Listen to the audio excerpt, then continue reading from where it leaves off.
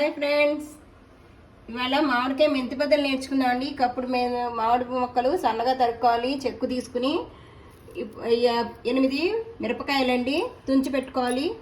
చెంచాన్నర మెంతులు, చెంచా ఆవాలు, ఓ చెంచా హాఫ్ చెంచా ఇంగువ, తగినంత సాల్ట్, పసుపు. ఇప్పుడు స్టవ్ వెలిగించుకున్నా అండి. నూనె కాగాక మెంతులు వేసుకోవాలి. ఫస్ట్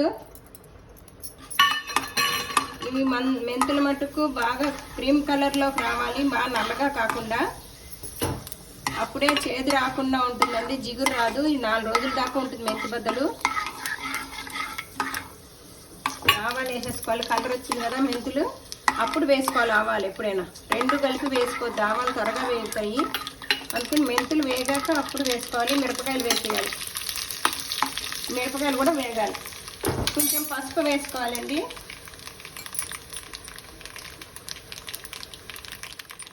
ఇలా మిరపకాయలు వేగాక కొంచెం ఇంగు వేయాలండి. పసుపు కూడా వేసేసుకున్నాం కదా.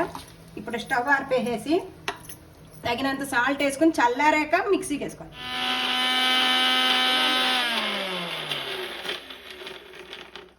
ఇలా మిక్సీలో వేసేసండి. దీన్ని ఇలా తీసేసుకోవాలి.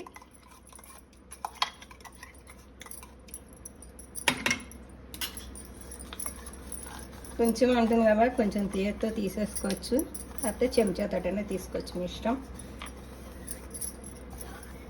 ఇది చాలా బాగుంటుందండి. పప్పు నూనె, నూనెపప్పు నూనెతో చేసుకుంటే ఇంకా బాగుంటుంది. పల్లి నూనె కానీ నూనెపప్పు నూనె కానీ వేసుకోవాలి. నేను పల్లి నూనె వేసాను. నూనెపప్పు నూనెతో ఇంకా చాలా బాగుంటుంది బద్దలు. ఆవకాయ ముక్కలు వేసినా, మామిడికాయ ఆవకాయ ముక్కలైనా, మెంతి బద్దలు వేసినా నూనెపప్పు నూనెతో చేసుకుంటే ఈ ముక్కలు దీంట్లో కలిపేసుకోవాలన్నమాట. ఇలా బాగా మొత్తం అంతా అంటేటట్టుగా. నూనె ఎక్కువనే వేసాం కదా, ఇంక వెయ్యక్కర్లేదు. ఇది ఊరాక 2 గంటలకు బాగా నూనె తీరుతుంది. మధ్యాహ్నం మనం భోజనం చేసే టైం కూడా దీంట్లో బౌల్లో తీసేసుకోవటమే, కంటైనర్లో.